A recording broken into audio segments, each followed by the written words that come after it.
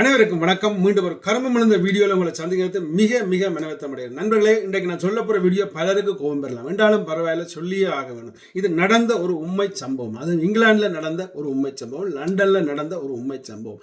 ஒரு நல்ல மனசுக்காரர் எனக்கு ஃபோன் பண்ணி சொன்னார். அதனால் இந்த வீடியோவை நான் பப்ளிக் ஆகணும். அதாவது வேலை இல்லாமல், அதாவது பேசிலிப் இல்லாமல், ஒழுங்கான பேசிலிப் இல்லாமல் வீடு வாங்க நினைக்கும் பைத்தியங்களே, முதல் நீங்களும் இதை கொஞ்சம் வீடியோவை பாருங்கள். அடுத்தது இந்த புரோக்கர் மேர், அதாவது உண்மையாக சொல்லப்போனால் அந்த புரோக்கர் இடத்தரகர் இருக்கிறார்கள், அவர்கள் ஒரு சிலர் ஒரு பொல்லாத கிருமியர். தயவு செய்து கவனமாக இருக்கு. நான் எல்லாரும் சொல்லல, ஒரு சிலர் தாங்கள் உழைச்சா காணும் என்றுதான் அவர்கள் எண்ணம். அதாவது இவர்கள்லாம் தமிழ் இனத்தையே அழிக்கக்கூடியவர், சுரண்டக்கூடியவர்கள், ரத்தத்தை குடிக்கக்கூடியவர்கள் என்றே சொல்லலாம்.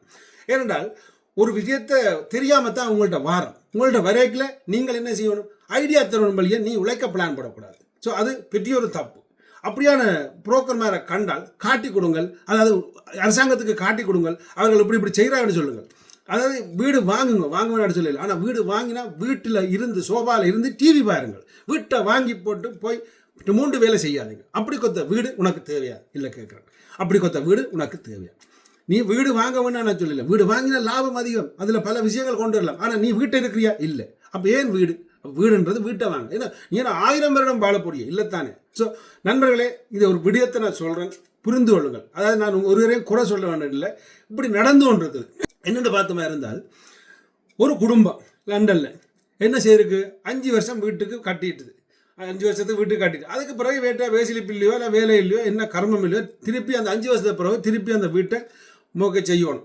அப்போ இன்னும் கர்மம் விழுந்த புரோக்கர் அவர் திட்டம் போட்டிருக்கிறார், இவர்கிட்ட இருந்து பணம் பறிக்கவும் என்னமோ. அதாவது அவர் நெச்சால் ஐடியாக்களை அவர்களுக்கு சாதகமாக கொடுத்துருக்கலாம், சிம்பிளாக கொடுத்துருக்கலாம். இனி இந்த வீட்டை நீங்கள் திருப்பி செய்கிறது கஷ்டம், இதை வித்துட்டு வார பணத்தை எடுத்துக்கொண்டு பொத்தி கொண்டு இருந்தீங்கன்றாலும் நல்லது என்று நல்ல தெளிவான ஐடியா கொடுத்துருக்கலாம். நிச்சயமாக அவர்கள் சிலர் கேட்க மாட்டார்கள். என்ன சொத்து அழிக்க சொல்லிட்டு பரம்பரை சொத்தான மாதிரி கதைச்சு கொண்டிருப்பார்கள். பைத்தியங்களே, உங்களுக்கு நாளைக்கு கூட சரி லைஃப் இன்றைக்கு இருக்கிறது முதல் வரப்பாருங்க. அதைத்தான் நான் திருப்பி அடிக்கடி எல்லா வீடியோவும் சொல்கிறது.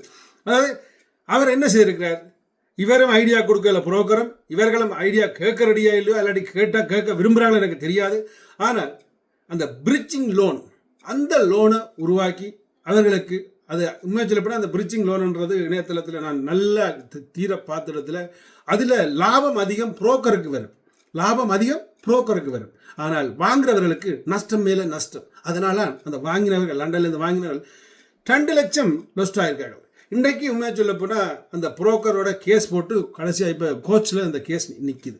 ஸோ இப்போ இது இவர்கள் பணத்தை லொஸ்ட் ஆகிறார்கள், இந்த புரோக்கர் தன் கம்பெனியே நாசமாக போகுது. இப்போ அதாவது இவற்றை லைசன்ஸ் பறிக்க போகிறாங்க, அல்லது ஏதோ ஒன்று செய்ய போகிறாங்க.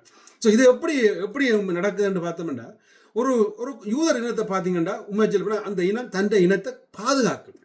இன்றைக்கும் உலகத்தை வச்சு ஆட்டி படைக்கிற அந்த யூதர் ஒரு நாளும் தங்களை பற்றியோ தங்களோட இனத்தை பற்றியோ குறைய சொல்ல மாட்டாங்க, அல்லது அவங்க பிஸ்னஸை டெவலப் பண்ணத்தான் எல்லாம் என்ன செய்வாங்க. ஆனால் எங்கண்ட இனம் இலங்கையிலே பல விடயங்களை அழிஞ்சு போகணும். அதாவது அங்கேயும் ஒரு வீடு வாங்கினா உறுதி இல்லாமல் வித்து போட்டு ஓடிடுவாங்க கல்லர். ஸோ அப்படி அங்கேயும் அழியுது, இங்கே இந்த கூத்தை போடுறோம். அதாவது இதில் யார் பாதிக்கப்படுதுண்டா, எங்கள்ட இனம்தான் பாதிக்கப்படுது. அதாவது வீடு வாங்க நினைக்கும் பைத்தியங்களே, முதல் நீங்கள் ஒழுங்கான ஒரு கடன் எடுக்கிற இடத்த போய் நிற்கிறீங்களான்னு மாதிரி பாருங்கள்.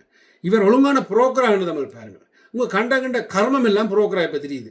ஸோ அதால் எல்லாத்தையும் நீங்கள் நம்பி பணத்தை கொடுக்காது, அதை எல்லாத்தையும் நம்பி கையெழுத்து வைக்காங்க. மெயினாக சொல்ல பணத்தை நீங்கள் கொடுக்க போகிறது இல்லை, பணம் பேங்க்லேருந்து அவங்க எடுப்பாங்க. எல்லார்ட்டையும் நம்பி கையெழுத்து வைக்காதுங்க. முதல் இணையத்தில் பாருங்கள், சர்டிஃபிகேட்டில் எழுதிப்பாருங்க, அப்படி பல விடயங்கள் எழுதிப்பாருங்க. முதல் எழுதி பார்க்க தெரியாட்டி உங்களோட பிள்ளைகளை கூப்பிட்டு இங்கே வா அப்படி செய்ய போகிறோம், இல்லாட்டி ஆரோ உண்டு இது அதை கதைச்சு அதை தெளிவாக முடிவெடுத்த பிறகு அவர்கிட்ட போகிறதா இல்லையா, அல்ல வீடு வாங்குறதா இல்லையா, எனக்கு வயது காணுமா காணாத வீட்டுக்கு நான் கட்டி முடிக்க. ஸோ வீட்டு ஆசைன்றது உண்மையாக சொல்லப்போனால் எங்களுடைய ஆக்களுக்கு ஏதோ ஒரு பைத்தியம். அது ஊரில் கொட்டில் வீட்டில் இருந்து நாங்கள் பெரிய வீடுகளை கட்டி இங்கே கட்டுறோம்ண்டா இல்லை, அது ஒரு பைத்தியம் நான் சொல்லுவேன். தயவுசெய்து கொஞ்சம் சிந்திச்சு பாருங்கள். நீங்கள் சரியான ஆள்தான் போகிறீங்களா, அல்லது எப்படி போகிறீங்களா பாருங்கள். அதாவது வீடு முக்கியம்தான் இல்லையான்னு இல்லை, ஆனால் அதுக்காக வீடை வாங்கி போட்டு வேலையில் போய் கிடக்கிறேன்டா அந்த வீடு முக்கியம் இல்லை, அவசியம் இல்லை. அதை புரிஞ்சு கொள்ளுங்கள். இது லண்டனில் நடந்த உண்மை சம்பவம். பிரிட்ஜிங் லோன்ன்றது தெளிவாக என்ன எப்படி இருக்குமென்றதை என்ற இணையதளம் tamilidea.uk என்ற இணையதளத்தில் எழுதியிருக்கிறேன், போய் பாருங்கள். அதுக்கு பிறகு கீழே வேண்டாம் லிங்க் விடுறேன், அதையும் போய் பாருங்கள். பார்த்துட்டு அதுக்கு பிறகு இனிமேலும் நீங்கள் லோன் எடுக்கிறண்டாலே கண்ட எல்லா பேங்க்லேயும் எடுக்காங்க. இஸ்லாம் பேங்க்ன்ற ஒரு பேங்க், அந்த பேங்க்லேயும் லோன் எடுத்து வீடு வாங்காங்க. ஏன்னா அந்த வீடு அவங்களுக்கு தான் சொந்தமாக இருக்குன்னு கேள்விப்பட்டேன். போய் எனக்கும் தெரியாது. பேங்குகளை பேர்களை பார்த்து எல்லாத்தையும் தெளிவாக பார்த்து அதுக்கு பிறகு வீட்டை வாங்குவோம். உண்மையாக சொல்ல போனால் எங்கள்கிட்ட இனம் அழிகிறதுக்கு காரணம் நாங்களே தான். நன்றி, வணக்கம். உங்களுக்கு நீங்கள் பட்ட துன்பங்களை கீழே எழுதுங்கள்.